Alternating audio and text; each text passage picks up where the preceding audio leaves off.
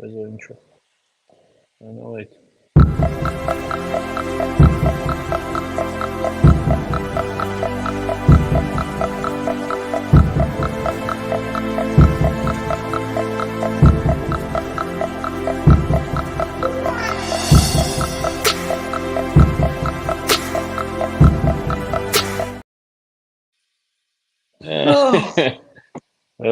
That was the funniest intro ever. I forgot to do the intro before we went live. So everybody gets to see what two brothers talk about before starting the show. We weren't just talking. Fascinating. Yeah, we're live while you're doing all your camera moving. Turn it sideways so you get rid of those black edges. There we go. See? I am the technology one in this family. All right, Rez, what's happening? Welcome, everybody, to episode 5 of the Epic Show with the Rezaei brothers and their guest of the week. We're just waiting for our guest to jump on. He had an issue with his firewall. He should be here with us shortly. If not, you get 2 Rezaeis for the price of 1. So, what's happening up in Malawi, Rez? Tell us. Same. It's raining quite a bit here, so it's not as congested as it is normally. But it's not bad. It's actually there's a lot of movement. I mean, there's a lot of people here. There's a lot more expats that I'm seeing. There's a lot of things happening. Beautiful. Well, the rain and all of that is global warming. You know that Johannesburg was warmer than Abu Dhabi last week. It's a very, very interesting fact. Yeah. But I hear that it's raining in that side as well. Or it's cold. but apparently they manipulate the rain because they need it for that. They're trying to increase their agricultural space and all of that.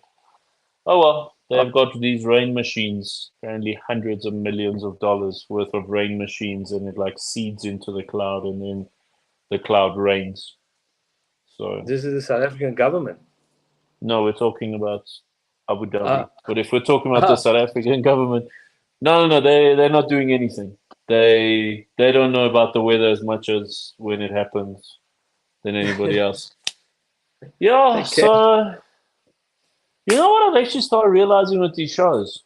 Guys actually want us to have those deep philosophical chats that we do off camera. So, I thought for the first time in any of our episodes, why don't we actually think of talking about certain stuff? So I wrote a few things down, and one of the first things that just keeps coming to me is this parametaphysical, the entire concept of metaphysical beings in existence in a limitless universe and all of the atoms, and the para concept of, because you know what the word para means, is just means next to, in parallel to the metaphysical universe. So very, very interestingly, you would come to, and this would be my conclusion of sitting and assessing as much as I can. You can't say the metaphysical realm is one and everyone is essentially within it. It's actually more that every single person is a metaphysical universe parallel in line with everybody else's metaphysical universe happening, and we're always constantly bumping into each other's spaces. Thus this theory of the parametaphysical. But then comes this very, very interesting question as well. Then do you get to say that God is a metaphysical being as well because God is a being, or is God the metaphysical realm in itself? It's just actually, I don't know, I've just been reading a lot and thinking about this one. It's actually very, very fascinating. First things first, you've also got to, you got to look at it as who believes in God and who doesn't, and what is the person's definition of God. And then the next one is what is the person's definition of the universe, and then what is the, and do people believe in energies or do they not? I mean, are we all made out of energies or are we not? Because if you want to go onto the scientific side of it, it says that once energy is created, it cannot be destroyed. So then, are we not connected? Um, do we, or are we living a separate realm, like you're saying, like a specific space? Or I don't know. Is It's an everybody interesting. with it is, it's very, but then also comes that deeper theory of, is God the universe, or is universe and God different? Is it universe, spirituality, and God that are three different things that exist and coexist within the metaphysical realm?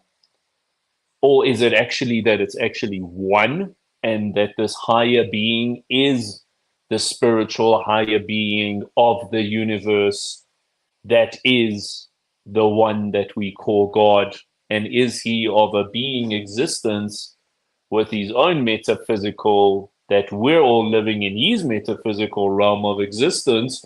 Or is he also someone that is with his own metaphysical realm? This parametaphysical thing, it's actually, like, even like wording it, like even trying to express it in itself is just such a complication, but it makes so much logical sense. One of those things that makes no sense when you word it, but it just makes sense to think that we're all in our own metaphysical realm of reality and we're running parallel to each other. Thus, God, universe, spirituality, is that one being, or is that we're all within under his metaphysical realm, and we're all the ones that are we an ant farm? Are we pretty much an ant farm in his metaphysical realm of reality, or has he got his own running parallel within ours? It's just shit. I Well, don't you even think again, priests.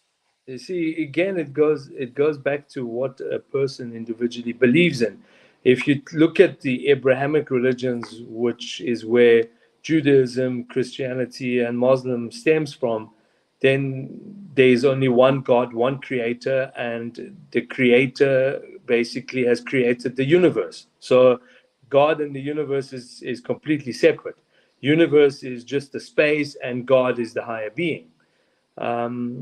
If you're looking at the other religions where they believe that no, it's not like that, that the universe is actually God, and God and the universe are the same force. And so that's Correct. another belief. And then the next thing is that, your reality is very much dependent on how you interpret information and how you perceive things. So your perception and your interpretation, well, your interpretation and your perception equals to your reality.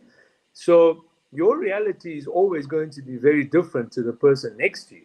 I mean, that's the truth of the matter, because everybody interprets and perceives things differently. Now, Yeah, with oh, within its own, if within yeah, each and every single one of our perspective, based on our limitations of, exactly. let's call it that debate of nature versus nurture, because you have two brothers, you and I. We Yeah. don't think alike, so you can't say it's nature. So it must Mm, be no, nurture, but then we were also nurtured in no, the it's same manner.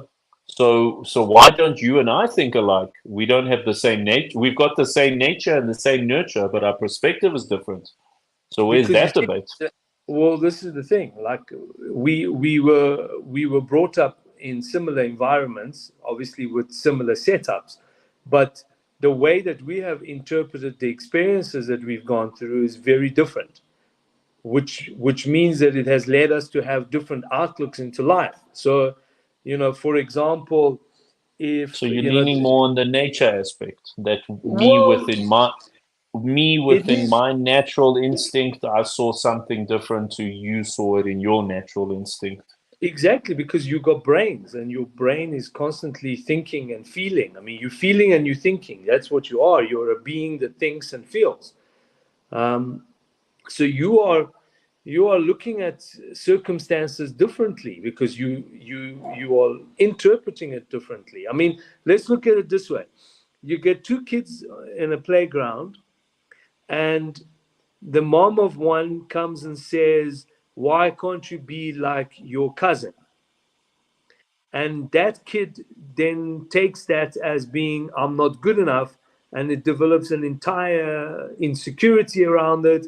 And for the rest of his life or her life, she keeps going that my mom doesn't think that I'm good enough.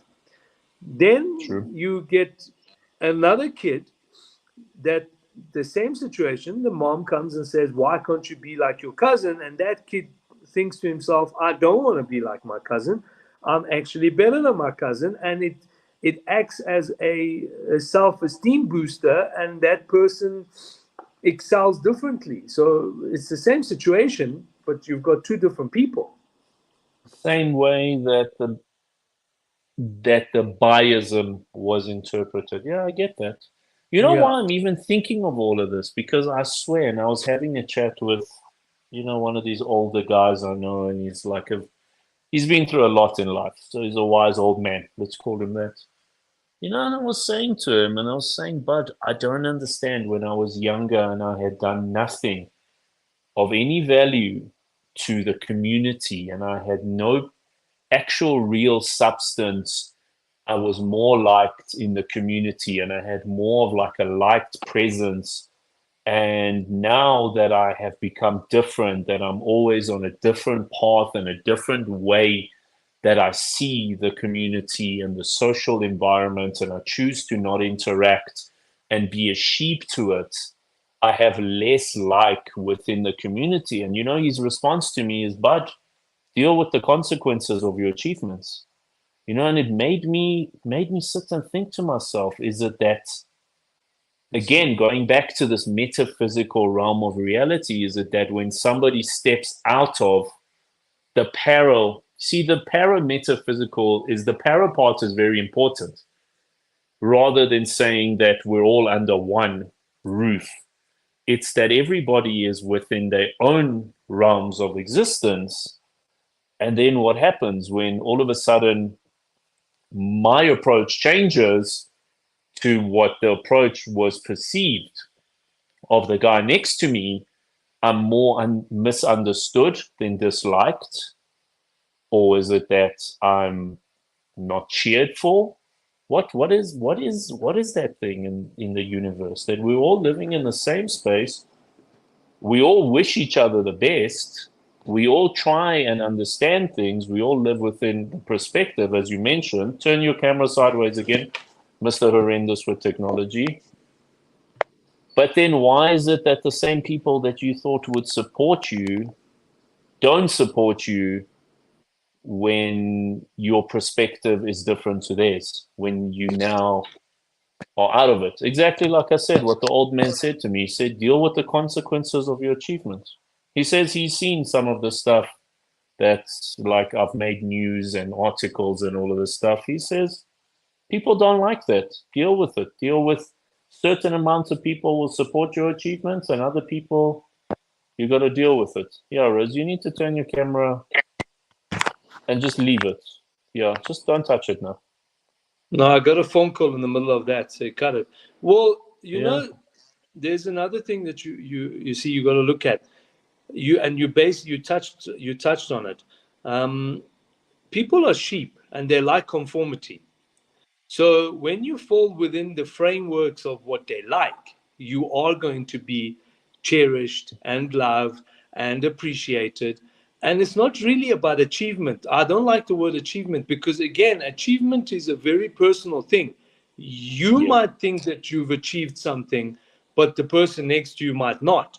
So it's not about correct. achievement. It's just that in a group setting, and let's be honest, I mean, we are social beings and we love being in a social gathering and we love being a sheep because that's what human beings like. And in that setting, if you conform into certain ideals, you are cool and you are liked. And if And you you don't, are supported. And yes, and if you don't fall into that, you're not. Now, the people that normally don't fall into that are the ones that end up changing the world, and then eventually they end up getting loved anyway. You know, let's say, for example, Steve Jobs. I mean, in a group setting, he was never liked. Nobody liked him because he was rude. and he Yeah. was very erratic, and he used to insult people. So in a group setting, they didn't like him. But he did manage to change the way that the world operates. I mean, let's give credit where credit is due. He single-handedly has changed the landscape of the world. So that's Yeah, the one.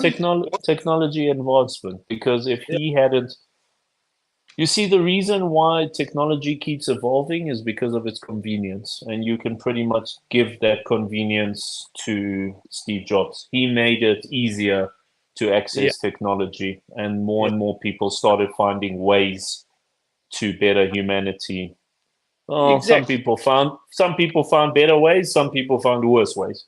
But the exactly. gist of it is he made technology easier to He access. did. He made technology more convenient. I mean, that was his plan. His Correct. whole platform, Correct. even if you look at his first adverts, it was all about convenience, that you can pick up your computer and put it in a bag and then put it on a bicycle and then go wherever you want to go. So he was all about convenience. You see, there's another way of looking at that. If you take, for example, the example of Hitler, he didn't fit in, No. but he managed to evoke the emotions of the crowd, and No, he's a he legend. He will remain a legend for that. You got a he whole nation of intelligent people, not to stupid follow people. him, These are to intelligent follow. people to follow him. Yep. So he evoked the emotion, and within evoking those emotions, he created the unity. So again, he was an oddball. I mean, he was a weird character. He Yeah. wasn't. He wasn't anything of the norm. But people also then He was followed that. So angry. yeah, You see at the core of, if you watch majority of the stories around the man, is that what he had wanted for his people was good intention, but his anger of the means of doing certain things, he didn't have to do some of the things. He could have become a very powerful nation just based on not doing the terrible, cruel things. But he also had those cruel things at heart because of his because hatred. yeah, you look. He had that anger because he was never accepted in society. So it just made him say, "Screw this! I will teach society a lesson." Yes. It was the anger that led to the man's doom in the end. Well, also back in his time and back in his era, you couldn't become a powerful person without imposing yourself on someone else. So No, he had, that's still yeah, valid today. That's yeah, still he had to impose. everybody loves to unite against an enemy. It's it's actually it's in 48 Laws of Power, or in How to Win Friends and Influence People. And I can't remember which one of them. That they say, he says, well, the author says that it is easier to unite people against a common enemy than it is to unite people towards a goal. It Of is. course It it is. still is. It still Of, is. of course it is. I mean, we try to shy away from these conversations, but I mean, look at how human beings use religion to unite people. No, So 100%. No, you know, yeah, you look, but like I said at the beginning of this show, this whole filtering, censoring, and not really openly talking, everyone is literally contacting me to say, no, you and your brother need to be you and your brother that we know. So we will do our best to not insult people on the show, but you know what? Let's give them more of a raw version than the cute version we've been giving in the past. well, So we were talking about business. We weren't talking about personal stuff. So in the business, yeah, you can't get emotional. I mean, you can't get emotional about business. no, that's true. No, but everyone's literally saying you and your brother are not the same you and your brother that we sit with, that we see on camera. You guys need to be more those guys that we sit with. So you know what? You asked for it, you got it. Well, there it is. Yeah, Look, no. it is. Unfortunately, there's a lot of ways of looking at things, because as humans, we have the ability, we have the choice to look at different things. Now, does that mean that we are cool for doing that? No. Are we cruel? Yes. Human nature, unfortunately, there's a bit of cruelty that's involved, and I don't think it's unfortunately, human nature. I think it's every existence of mammals. You know, humans are still the nicest mammal on earth. You know that. You know that we don't eat our own children and outcast our old and kill our own family members like in the jungle. We still are actually, as much as they say humans can be cruel, we still are amongst the, no, not amongst, we are the nicest of species on this planet. You know, like you look at this cute Free Willy, the orcas. Do you know how violent these orcas are? Do you know how vicious orcas are as a species? There's nothing Of cute course. about orcas. No, there's it's about them. Look in Nothing the cute. it's in the wild is all about survival of the fittest, and as human beings, we are the apex predator because of our intelligence. Well, because of Yep. our brain. Let's not call it intelligence because some of us are not intelligent. No, And no, common sense is not as common as it used to be. Correct. Yep. so, because of our brain power, we are the apex predator. So, we don't have to be as hectic as the other animals have to be. I mean, a lion is hungry, he needs to eat. He doesn't care what a goddamn hyena wants. You know, he wants to eat. A few thousand years ago, human beings were like that as well. Let's not move away from that. We were exactly like Bro, that. but bro, but we're not that much different now. And when majority of these guys that are committing violent crimes, what is at the core of it? The guy wants money because he wants a good life and he wants to eat well. We still have that very vicious instinct. And you know, I think what separates people that don't go around killing people and people that do is that those guys just don't overcome it. They're incapable of overcoming that bare human instinct that we are actually killers. You know, and I was actually watching something very, very horrific, you know, because I like these crazy serial killer documentaries and stuff. And, you know, something stuck out with what the man said because he was actually right. And even the people that were interviewing him and the professors, you know, that speak on it and stuff, they said, no, the man's got a point is that what he was saying is that we as humans are natural born killers. It is society that taught us to not do it because it is immoral to do it. But But I but chose to not listen to what society told me, and I acted as a human I'm supposed to be, which is very scary, but he's also got a point. He really does. well, he does have a point because based on what society is getting the morality from where? I mean, it's the same thing as if you go to a tribe in South America, they don't believe that you should get married and stay with one person for the rest of your life. Yeah, They believe that a man and a female need to only stay together for a period of time where they have a kid, and that kid grows up, and then the woman moves on to another guy, and the man moves on to another woman. That's what they believe in. So where does the morality come in now? Does that mean that their way of thinking is wrong? And does it mean that the church's way of thinking, the Catholic Church, does that mean that their way of thinking is correct? That you should get married and stay with the same person, and that person belongs to you? I mean, there's many ways of true, looking at that. So where does true. morality? True. And always the most fascinating thing by a majority of these sheeps, these people that follow in other people's, let's call it footsteps, they're always the ones that think they're the most intelligent. And it's always, but if you're that intelligent, why are you within the framework of what somebody else imposed on you and you believe that that is what's got to be done? You know, Because it's that sense of arrogance. You know, there's this lady, she's gone viral. yeah, Sorry, I cut you there. There's this yeah, lady, she's gone viral, and before they took an IQ test, there's like five of them, and she stands there saying, "Oh, I've got a PhD, I've got an MBA, I've got degrees." And I think in the order of intelligence would be that I'm going to be the top one at the result. And then this like hillbilly she guy, she's like, no, sorry, it's nothing against you. It's just who you are, and you're going to be worse. Funny enough, she scored the least in the IQ. It's like she believed, and this has also become a fundamental issue within the education system, in my opinion, is that majority of the educated people have this false sense of intelligence because they conformed to studying something that made them feel that they are more intelligent than others. and more as we go along, we're actually seeing that the intelligent people are often the guys that are not. They've got a basic education. Don't get me wrong. I'm very pro education. It's not that they street guys, but the intelligent people are coming across as these guys that didn't do the MBA and the PhD and the doctors. These guys have a lot more common sense than those people there at the top. Well, And yeah. it comes down to, are you a photocopy machine, which many people, 99.9% of human beings want to be. They want to be a Yeah. photocopy machine. Or are you somebody that actually steps out of the box?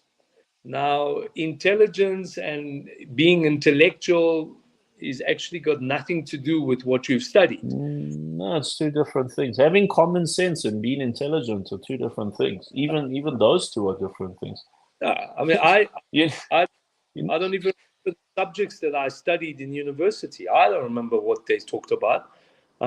Yeah, no, it's also I've got the degrees, but I don't remember the subjects. true. So, It's also I went to a meeting with my partner. I think this was mid last year, and I'll never forget this experience because all this guy kept saying was stupid things one after the other, and it might sound like a movie scene, but I literally stood up in front of him and my partner, and I said, you know what? I wish sometimes I was stupid because look how happy this guy is. It comes down to that the least intelligence and the least common sense you seem to have in this world, the more you actually seem to believe that you are so intelligent and the world is a nicer, happier place for you. And it's also, I was watching something recently as well, and he's actually also right. He says that intelligence is a curse. Intelligent people are actually the most miserable people in the world because they see the world for what it is. They well, treat the world for what it is. why do you think they say ignorance is bliss? Because it's the truth. True. Ignorance is bliss. Or why do you think people turn around and say what mama doesn't know? It's the truth. Because if your partner doesn't know that you're cheating, they're fine, aren't they? So what Yeah, you it's don't it's know doesn't really hurt you. no, And and you don't try to know. That's also you see. That's also the limitation. You don't know, and you don't try to know. So you're well, okay. You're happy. You go through life happy. And in many but cases, some of these guys should just get horses and go live in a mountain and stop bothering people. But yeah, but no, we then can't isolate the idiots. you see, there it goes. What's wrong with that? Maybe their reality is better than your reality. Maybe True. they Yeah, have. but majority of people's reality is better than mine. My reality is this overthinking, overanalyzing, over trying to understand everything. If I had spent as much time as I had in trying to figure out the global economic problems and financial issues that we're trying to fix in our business, and I went and got a 9 to 5 job, I probably would be a CEO of that company by now, making millions in salaries instead of trying to change the world per se to make things better. So yeah, it's that perspective. Yeah, you're right. You're 100% right on the perspective factor. It's No, how we all. everyone's reality is dependent on their interpretation and their perception. That's what it is. Because first you think, once you get that feeling or that thought, you interpret it the way that your brain interprets it. I mean, a criminal doesn't think what he's doing is wrong. He's interpreted the information that what he's doing is correct. And Yeah, but his reality is that he shouldn't be in jail. He actually, in his reality, he's supposed to commit the crime. That's what he believes in. no, it's the In right and wrong. It's the nature and nurture thing that we spoke of a couple minutes ago. But also, you got to look Because at, for example, the mafia bosses. The mafia boss, he doesn't think what he's doing is wrong. He oh, I believes love what he. those guys are the best. Majority of those guys in my lifetime that I've met, these guys are like the most religious. The fact that they literally lie to be forgiven for their immoral actions to God in like a manner of like they're so religious. You don't understand some of these guys. They do every immoral thing and they lie about their immorality, and it's always a God first kind of behavior. They're the best. They Because They God, take the pie. no, but because God is forgiving. Because every single book says that God is forgiving, Jesus is Yeah. forgiving, is forgiving. So you know what? It's okay. I slipped up. I slipped up. I'll go to I, s- church. I, I I slipped up for 30 years as being a mafia boss, just yeah. constant slipping. I, You know but that I there went to church and I gave to charity. I did donation. I I gave to I charity. gave and I lied to be forgiven for my immoral actions. Yes, you know there was this old man, this Sicilian mafia boss. You know the guy was literally like running the mafia for like 30, 40 years. Eventually, when they caught him, he stands in court and says, "I'm just an old man that's a farmer." Yeah. Well, that's in his reality, that's what he is. He didn't do anything wrong. He's a No, farmer. he's just a good old farmer. No. But then Look, you, but humans are but all then different. you, That's what it but is. They're then all you different. know, but then you know, again, you also touch base. You see, and I'm also like, recently when I was going through all of my like issues, and I just came out of hell with all of the things that I was put through, and blah blah blah. And I'm partially very, very, very, very accountable for the things and responsible for what I was put through, because you don't go through things in life that you do not cause. There's a cause and effect theory of Isaac Newton and Einstein. Everything you do has a consequence, and one of the first things I actually turned around, and when I started like feeling better about my life and my situation and everything that I was going through, and I like did this post where I apologized, and our mutual friend, good old our buddy that we go for lunch with often and stuff. We don't want to throw names around. He turned around to me and said, "No, why do you apologize? You must never apologize. They never apologized to you, and they haven't even apologized to themselves for living the mediocre lives that they live. You must never apologize. You must just carry on. Whatever it is that you've done, whatever it is that you've gone through, and whatever it is that you acted in the way that you did, it just was you at that time, and it was you that acted within what you thought was right, and you did the best that you could at that time, and there's no need to apologize. And if anybody's holding weight on what you had done at that specific time, not being empathetic to the situation, they don't even deserve your apology." And that also like it's that also like made me think, but you can't be that unempathetic that when you've done wrong, not apologize. But the man does have a point, because if people weigh you on what you've gone through, because the saying is very easy, and you and I both know this, because I remember back in the days when you had the fancy car and fancy houses and fancy clothes, people were plenty. Everybody was there for the good times, but many disappeared during the bad times. And we often find that we need to apologize to those people that are not around when we're going through bad times. But why? Why are they not sticking by us through bad times? Why do we owe them an apology? It's shit. There's so many things in the universe that don't make sense. But yeah, I Well, guess we're living. We're humans. first thing I would like to go back to, first things first, you should actually change the narrative. Nobody put you through anything. You put yourself in that position because you are responsible and accountable for what happened. So nobody Yeah, put you through. but you will always get a few people that budge the situation smilingly while doing this devious he smile, and Nonetheless, can see where you're going, and instead of them like saying whoa, it's more of like a no, carry on, I'll help you off the cliff. well, So yes, I agree with you, but there are many of those characters around that help you off the cliff. of course they do because they're not supposed to do anything for you. They don't owe you anything. They don't owe you anything.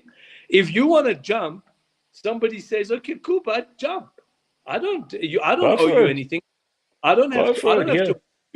I Yeah, don't have to hold your hand. I'll hold your watch. Give me your watch. I can Yeah. sell it after you've jumped. Plenty of those But around. this is one thing that I keep telling people that nobody owes you anything, and you made the decision to bring that person into your life. That was your decision. You could easily chase that person away, but you didn't. So that person doesn't owe you anything. It is your decision and your action that led to that person being in your life anyway. So nobody And that put anyone. person being that person. Yes. So you put yourself through that yourself. So from the beginning, you put You yourself knew through who the the whole. yeah you knew who the person was. You knew what they stood for at the beginning. And when they, and I always say this, and I swear, I had a chat with somebody the other day, and she was saying to me, people disappoint her and stuff. And I said, I also used to think like that, but I've gotten to a point where the disappointment is actually not external.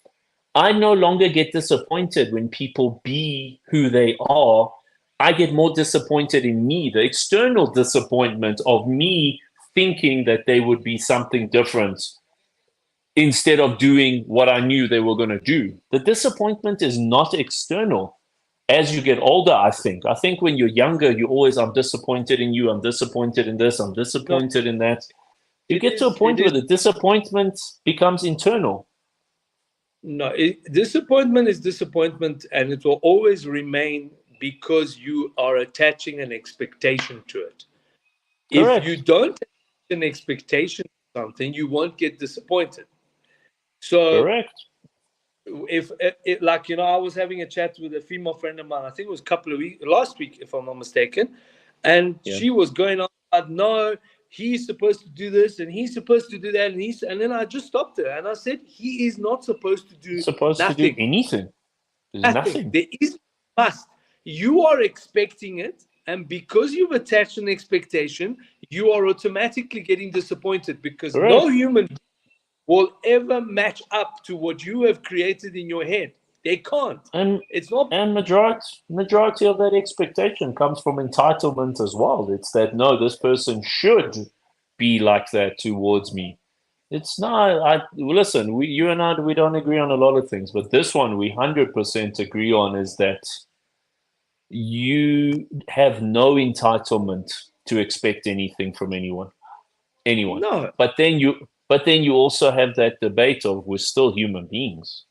So you do just expect that person to not turn out to be a complete doers. And then when Well, they then are, you're like, no. oh, Everybody Jesus. has different. Everyone has different. Look at what we just discussed. I mean, I would never get up in the morning and say I'm going to go shoot someone because my value doesn't allow that. But a murderer, their value allows that. So their values are very different. They don't. But these It these guys is don't not. these guys don't wake up and think of it. These guys, according to this documentary, this guy had thought of it, planned stuff months in advance, looking forward to it. But that's Yeah, their but you're value. right. That's So their what's what? that's their moral compass. It's the word you're looking for is their moral compass of what we perceive as right and wrong. They don't perceive as right and wrong. Again, Well, going back to exactly how this discussion started, that para-metaphysical universe. We are all living metaphysical existing beings in our own realm of reality, parallel next to each other. And at most, what we're trying to look for to say that there is a God and there is a higher being, and we're actually in an ant farm under his metaphysical universe. But then also the debate comes again, like I started. That sounds very nice and fancy to say if he was a spiritual being of the universe. But as soon as you look at the religions that start making him a being, then you can't have the metaphysical universe of he's one and we're under him. Because then, if you go by the traditional religious views of it, he is a metaphysical, because the word metaphysical means being in itself. So then he's a metaphysical being parallel to the rest of us as well. And he's just the one that we look to say he's got a better moral compass than the rest of us. So we should follow in his footsteps. So it also comes down to, if you really, really want to use your brains, religion has also complicated this theory of God, the one that they use to say that God is the one that you should follow. But if you start making God a being, you've made him a metaphysical existence. yeah. Oh, looks like our guest pulled in. Yes. Yeah. Good morning. Well, we almost finished the show. We almost finished the show. 40 minutes in, Ronaldo. But we'll get you next week, brother. We'll throw you in next week. We got How's it, you. We brothers? got you. No, listen. So the beauty of life is sometimes you are faced with adversities, and how you handle it sometimes determines a lot of things. And today, I clearly, On, obviously, didn't handle all of the adversities as best as I should. But fall, Ronaldo, fall, they fall, fall said 7 you and get up 8. Exactly. they I, said I should you have. I should have been better prepared. I should have had, a call with you, but a lot earlier today. No, we'll get you next week, brother. Reza, turn your camera sideways. I don't know if you ever look at the screen. You always like the one guy that's, yeah, there we go. You see, now I can use this for the Instagram story. Ronaldo, brother, what's going on? Reza and I were pretty much talking about. Yeah. we were talking about Cuck, Ronaldo. Don't listen to him. We were talking about Cuck. And Yeah, we don't know we what were this just word talking. Yeah, means but until we die. We don't I've know got a what's theory. what. You I've got tell a us what theory. you're thinking today. Come, you give us a topic. Let's go. So Yeah, just on the fact that about cuck, cuck makes things grow. That's what my grandpa taught me. It just depends on what you do with the cuck. So if you've got good cuck, you put it in the soil, and it's got good nutrition, it will make your stuff grow. If you've got bad cuck, bad pH levels, it will make your stuff die. So you've got to sort out your shit. That's what they say. So if you sort out your shit the best you can, you'll probably end up growing a lot of good things. So sorry for my swearing there, but that's something that my grandpa taught me when I was younger. And For our I think international viewers, cuck means manure. manure. Uh, yes. So le manure, monsieur. le manure. So the Yeah. guys that have mastered the Very art of, I think, sophisticated of doing audience. that. So the guys that have mastered, I think, the art of sorting out, I think, the manure of life, I think normally gets to experience, I think, a lot of growth, development. Some of the guys that don't necessarily know how to sort out their cuck, sometimes struggle and there's no growth there. So that's actually 100%, been on brother. my mind for a while. And I think we are faced, I mean, if I'm not wrong, I heard that the UK is going to go into a recession. I mean, that's kind of long news. Did you guys read that? I read an No, article but Yeah, about. so they've no, been in recession since COVID. they've been in it for a while, Yeah, man. yeah, but they The news declared is it trying now. to make it look cute. Yeah, but they declared it now. So now the chips have Oh. really, been dropped. It's the next issue. Oh, that's almost like in South Africa that the government has been corrupt for years, but officially in the last few years they've declared it. Same concept. Yeah, yeah. Yeah. But Only I mean, recently we've acknowledged it. Okay, yeah. but I mean, if guys like from that caliber, if they are kind of feeling the pressure, I think then I wonder if people are actually sorting out the shit, and that's where my fear is at, and I think that's where I'm at. I think in this political, financial as well as social climate is that there's so much happening, and that's been on my mind. You asked earlier on what has been on my mind. What has been on my mind is just to try and figure out how do But we navigate through all of this. Yeah, go ahead. Well, but the you know, powers with are shifting. The powers are number shifting. one, This is how we navigate. The powers are shifting. the The powers are shifting, but that's not the fundamental problem in the UK. The fundamental problem in the UK is that the UK has a very traditional mindset of thinking Yeah, and believing that the olden ways and the olden things that worked will still work in this new conventional world. And they yeah, don't. And that is why it's not even the UK. If you look at the whole of Europe as a whole, because the whole of Europe, almost everywhere you go, there's a creed and a crest and a yeah, lineage that goes back thousands of years, and our ancestors were related to this dynasty and this corporation.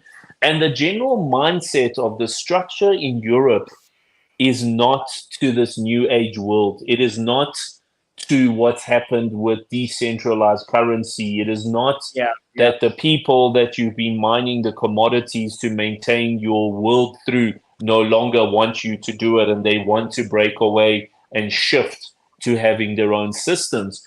And what you're finding in Europe is they're trying to solve new world problems with old world mindset. And this is where I find a lot of European people are stuck.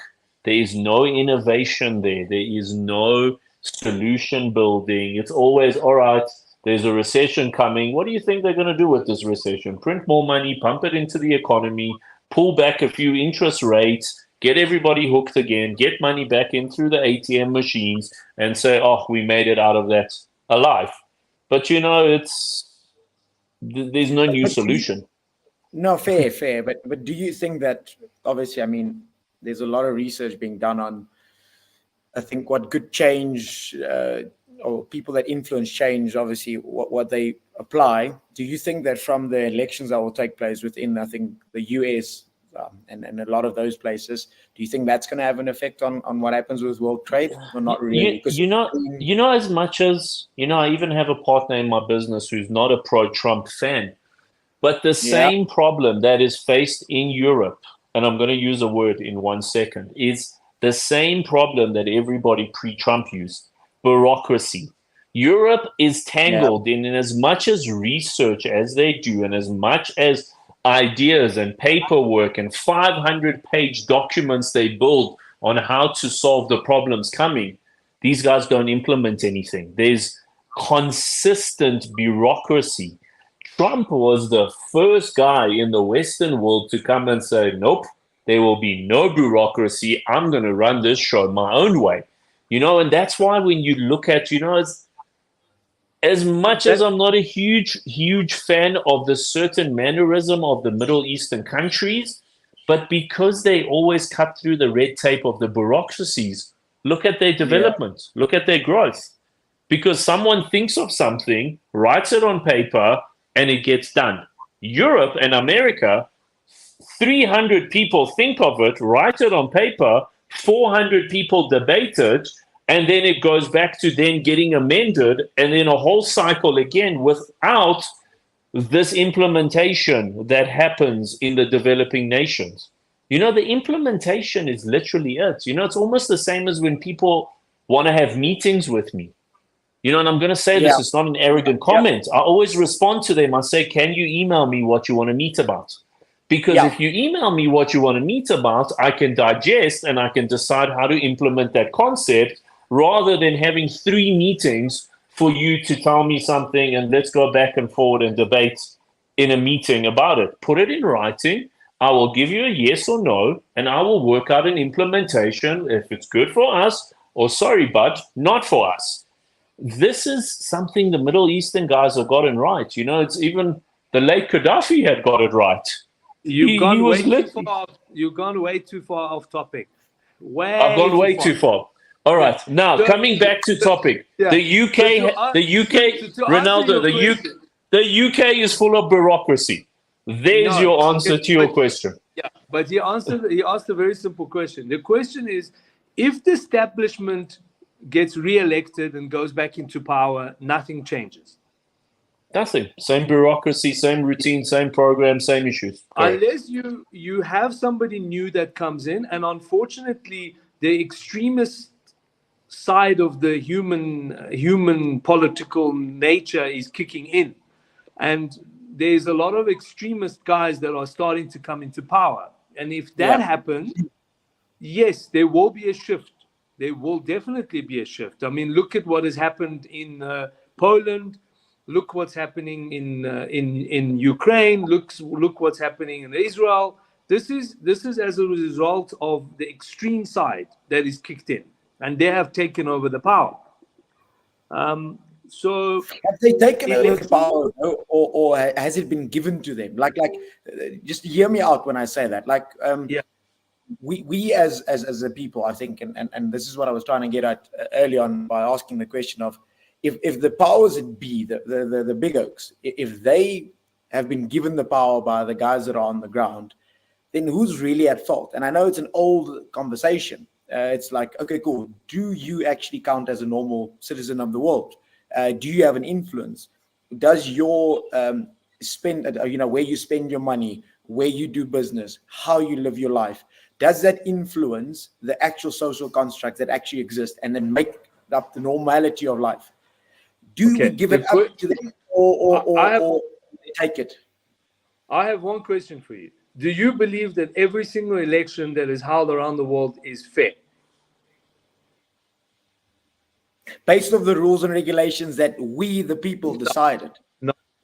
Forget about rules. Do you believe that every single election that is conducted is fair?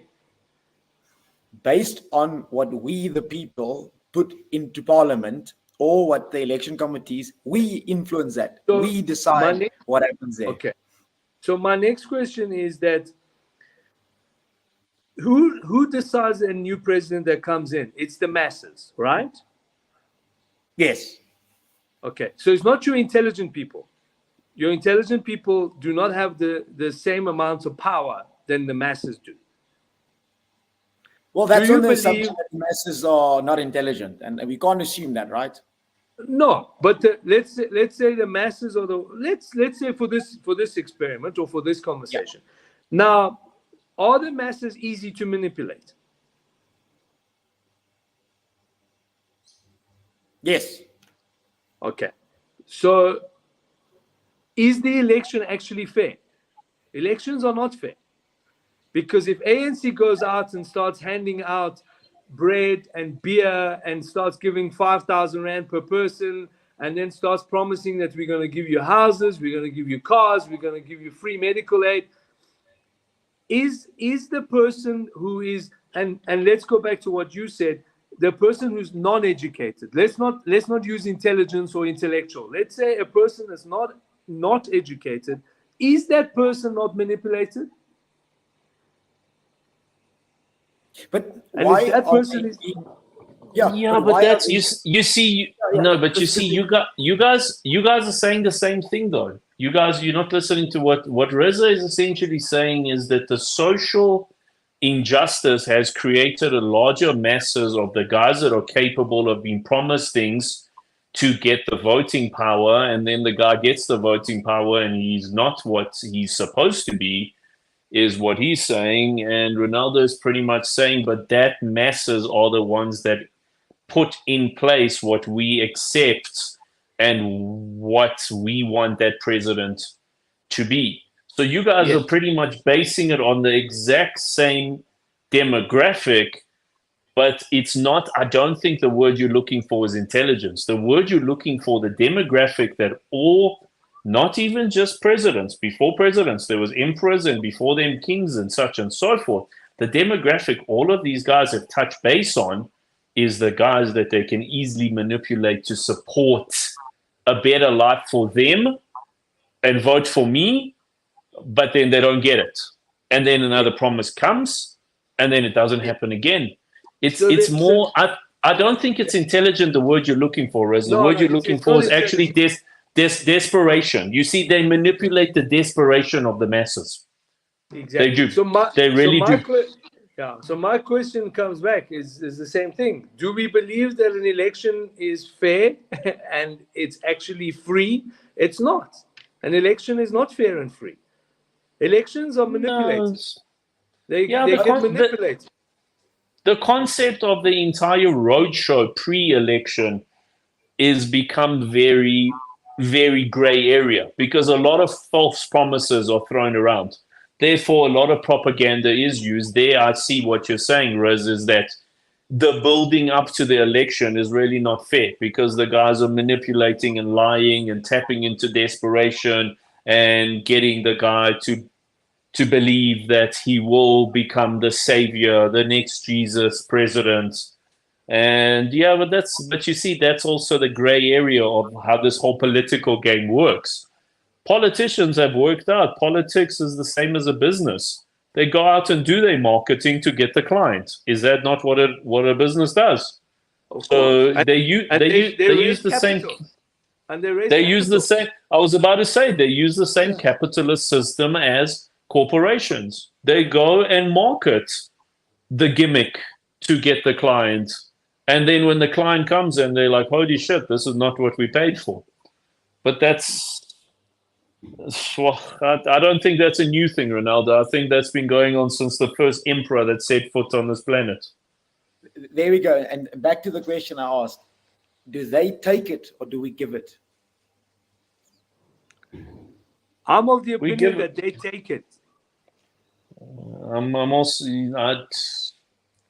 I don't know, because you see, this one is also it's a very gray area because they can't. You see, we're also in a position as the general population but none of us are going to run for president, so we might as well just pick the guy that sounds the best. Yeah. So it's by free will just giving him that vote of confidence of but I'm not going to be president. So you sound good. I like your suit. Go for it. You've got my vote. But then on the same hand, Reza has got a point. The guy has manipulated you to say, go for it. They take it because people are willing to give away their power. They take it. Human beings are sheeps. So they, as long as you want to follow, they'll take it. Yeah, they will. They will. They will. You know, majority of what we were talking about on the show before you jumped on Ronaldo was the parametaphysical existence. And what we were essentially saying is this very interesting concept. Metaphysical means being, and para means parallel, of being parallel to other beings. Now, it's essentially the same concept. It comes into this whole political landscape as well. And, you know, I don't know if you guys have seen recently, I've gotten involved in the diplomatic space, not politics, a little bit more on the diplomatic side of things with a few of my associates and things like that. And they also pretty much run their entire existence the same as we do on a social human level, that we're all beings living within our own world, and we're all parallel coexisting and occasionally tapping into each other. And they play with that. They know that they can tap into this guy's certain need, or this guy's certain need, or this guy's certain promise. They tap into you think that these politicians that go on these roadshows, they care as much about the 10,000 people they visit in the townships as much as the one corporate guy they visit. They give that one corporate guy a lot more promises than the 10,000 people on the streets. Trust me, a lot more bullshit, as we've been using the word cuck on this episode. They talk a lot more cuck to that one corporate guy that they're going to get to support him more than the 10,000 people on the street. So it's not an intelligence thing. It's about, I know what you want. You see, and politicians also smart, guys. Don't ever underplay these guys in the political space. Before the guy has walked into the meeting, he already knows what to approach you on. He knows what you need. He knows what it is that he needs to promise you to get his support. Yeah, it's I don't know. I don't know about give or take. I'm not sure. I got no stand on that one. I want to say, let's go for a symbiotic relationship, meaning the fact that I understand that you know, I actually need this guy that has got the guts to stand up, you know. And I mean, it's guts to be a leader, you know. You've got to take into consideration a lot of things. You've got to know that your head is on a chopping block, and you know there's a lot of things, and it takes very big, I think, a lot of courage to do that. So maybe that's a part of it.